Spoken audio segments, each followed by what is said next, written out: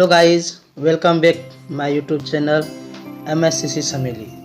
आज आप लोगों के बीच क्लास 10 बिहार बोर्ड के इतिहास का चौथा चैप्टर का सब्जेक्टिव लेके आया हूँ। जो आप देख रहे हैं, भारत में राष्ट्रवाद चौथा चैप्टर है।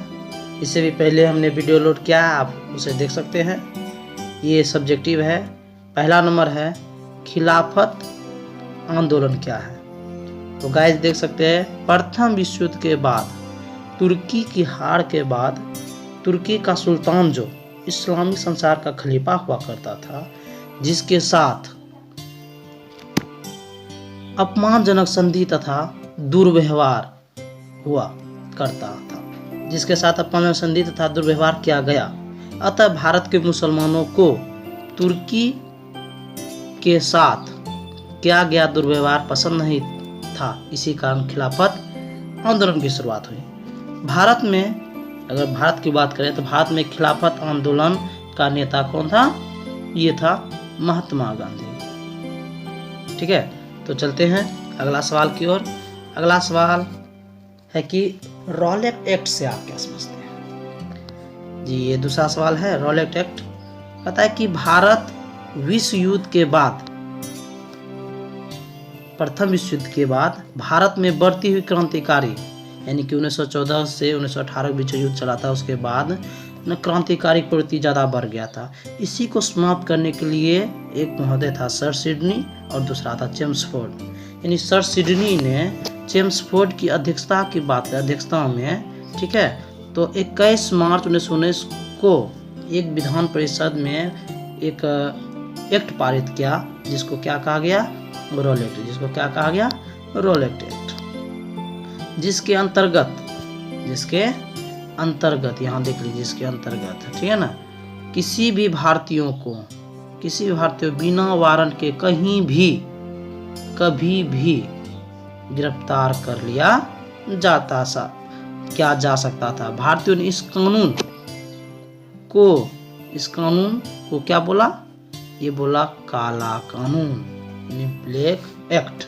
ठीक है, तो चलते हैं दोस्तों अगला सवाल की ओर। आशा है कि आप लोग अच्छी तरह से पढ़ेंगे। वीडियो को 2 से 3 बार देख लीजिएगा तो समझ में आ जाएगा और नोट डाउन कर लीजिएगा। ओके, चलिए अगला सवाल जो है आपके सामने में है, वो है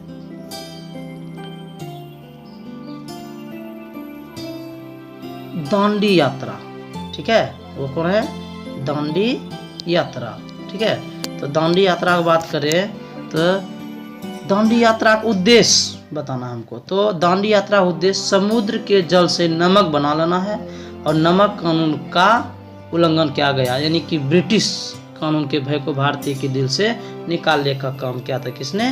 दांडी यात्रा। बस उद्देश्य इसका बस यही था। ठीक है, तो अगला सवाल की ओर चलते हैं। गांधी इरविन पैक्ट क्या है, या इसी का दूसरा नाम है दिल्ली समझौता क्या था?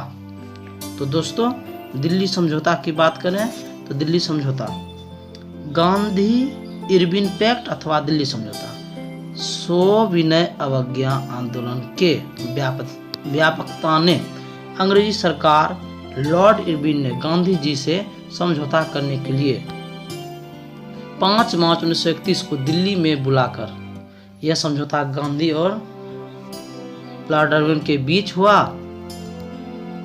इसलिए इस समझौता को गांधी इरविन पैक्ट या दिल्ली समझौता कहा जाता है। ठीक है, ये आपके पास है। ठीक है, बहुत इम्पोर्टेंट क्वेश्चन है, आप इसको नोट डाउन जरूर करिएगा। अगला जो सवाल है वो है चंपारण सत्याग्रह का संक्षिप्त विवरण दीजिए। चंपारण ये कहाँ है? बिहार में है। ये कहाँ है? बिहार में है चंपारण। बिहार के नील उत्पादक किसानों की स्थिति अत्यंत दयनीय थी। मतलब बिहार में जो नील उत्पादन होता था उसमें जो किसान था उसकी स्थिति बहुत खराब थी। चंपारण में अंग्रेजों के द्वारा 3 कट्ठा व्यवस्था पर वो चल रही थी। यानी अंग्रेजों के द्वारा ना चंपारण में 3 कट्ठा व्यवस्था चल रही थी, जिसमें किसानों को 3/20 ये जो देख रहे हैं आप 3/20 हिस्से पर नील की खेती करनी होती थी, जिससे भूमि की उर्वरा क्षमता कम हो जाती थी, जिससे नीले गोरों से किसान त्रस्त हो गए थे।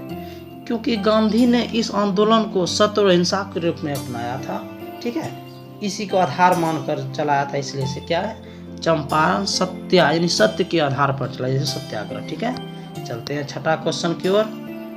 तो अगर आप लोगों को पसंद है तो जरूर लाइक कीजिएगा, शेयर कीजिएगा और सब्सक्राइब कर दीजिएगा, और ज़्यादा से ज़्यादा शेयर कीजिए ताकि आपके साथ साथ अन्य छात्रों का भी भला हो सके। क्योंकि इस कोरोना काल में सबका पठन पाठन कार्य अवरुद्ध हो चुका है, इसलिए कम समय होने के कारण आप लोग ऑनलाइन तैयारी कीजिए अच्छी तरह से। चलिए मेरठ षड्यंत्र की ओर चलते हैं। मेरठ षड्यंत्र देश में बढ़ती हुई वामपंथी विचारों की लोकप्रियता से ब्रिटिश सरकार की चिंता बढ़ी और मजदूरों के विरुद्ध दमनकारी उपाय किए। इसी क्रम में 1929 में वामपंथी नेताओं के विरुद्ध देशद्रोह का यानी कि जो वामपंथी नेता हुआ करता था उसके विरुद्ध क्या चला गया, देशद्रोह का मुकदमा चला गया। ठीक है, देशद्रोह देश विद्रोह यानी देश के बारे में कि ये देश का विद्रोही है। ठीक है, तो झूठा 1929 में वामपंथी नेताओं विरुद्ध देशद्रोह का झूठा ये मुकदमा होगा। सॉरी यहाँ पे थोड़ा सा प्रॉब्लम हो गया है। ठीक है, ये मुकदमा है। ठीक है, झूठा मुकदमा दायर किया गया। क्या ये मुकदमा, ठीक है, इसको ध्यान दीजिएगा। तो यहाँ पे था मुकदमा दायर किया गया जिसे मेरठ षड्यंत्र के नाम से जाना जाता है। तो चलो दोस्तों अगला सवाल की ओर चलते हैं। जतरा भगत, जतरा भगत के बारे में संक्षेप में लिखना है, जैसा है वैसा बता रहे हैं, आराम से आप लोग इसको राइट कर लीजिएगा, कॉपी में फेर बना लीजिएगा, आगे भविष्य में काम आएंगे। ओके, जतरा भगत के बारे में संक्षेप में लिखना है। जतरा भगत ये झारखंड में एक छोटा नागपुर है। ठीक है, वहीं पे क्या हुआ था, अहिंसात्मक आंदोलन की शुरुआत हुई थी, और इस आंदोलन के जो नेता बने थे वो कौन बने थे, जतरा भगत बने थे। ठीक है, इस आंदोलन ने सामाजिक एवं शैक्षणिक सुधार पर विशेष बल दिया, जिसमें खास करके जतरा भगत जिस जुड़ा हुआ था जिस आंदोलन से, तो उसी में ना इन्होंने एकेश्वरवाद का, किसका, एकेश्वरवाद का, ये एकेश्वरवाद पर विशेष बल दिया, और तथा मांस मदिरा और आदिवासी को यानी कि बोला गया आदिवासी को कि मांस, ठीक है, क्या क्या बोला गया कि मांस मदिरा और आदिवासी को क्या बोला था, नृत्य से क्या करने के लिए, दूर रहने के लिए। ठीक है, ये था जतरा भगत के बारे में। तो जतरा भगत तो विशेष नहीं है, मतलब है छोटा ही, और ध्यान से आप इसको नोट डाउन कीजिएगा। ठीक है, और अंतिम है, ये चौथा चैप्टर का अंतिम है, प्रश्न है all India trade union Congress की स्थापना क्यों हुई। मतलब आपके बुक में ये क्वेश्चन है, बहुत अच्छा question, all India trade union Congress AIUTC। ठीक है, यही है। ठीक है, तो all India trade union Congress की स्थापना क्यों हुई, तो ये CR दास जो थे, ठीक है, CR दास के सुझाव पर कांग्रेस पार्टी ने, यानी कांग्रेस पार्टी की स्थापना तो आप लोग जानते हैं 1885 में हुआ था। ठीक है, 1885 में हुआ था।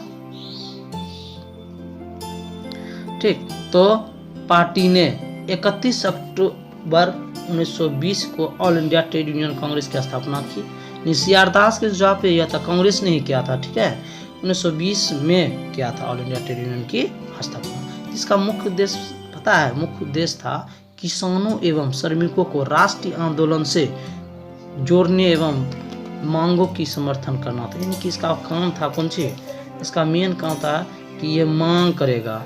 मान लो किसी को 200 रुपये अगर एक दिन का मिलता है तो कम है ना, अगर सही से काम करता है तो उसको जहाँ 400 मिलना चाहिए उसको 200 मिलता है, उसी के मांग कोई किसी का काम है। अभी मजदूरों की बात करें तो उसको 8 घंटे काम करने की इजाज़त है, लेकिन अब कोई ज़बरदस्ती उससे 10 घंटा 12 घंटा काम करेंगे तो गलत बात है ना। तो इसी बात को लेकर all India trade union Congress की स्थापना है, और इसका सुझाव किसने दिया, CR दास ने। ठीक है, और यह कब स्थापना हुआ, 31 अक्टूबर 1920 को। तो गाइज कैसा लगा ये मेरा वीडियो, ये छोटा सा प्रयास है, आप इसे बड़ी आसानी से लिख लीजिएगा और जहाँ तक हो संभव इसको शेयर कीजिएगा। ठीक है, तत्काल के लिए मिलते हैं नेक्स्ट वीडियो में लॉन्ग टाइप क्वेश्चन को लेकर। तत्काल के लिए हैव ए गुड डे।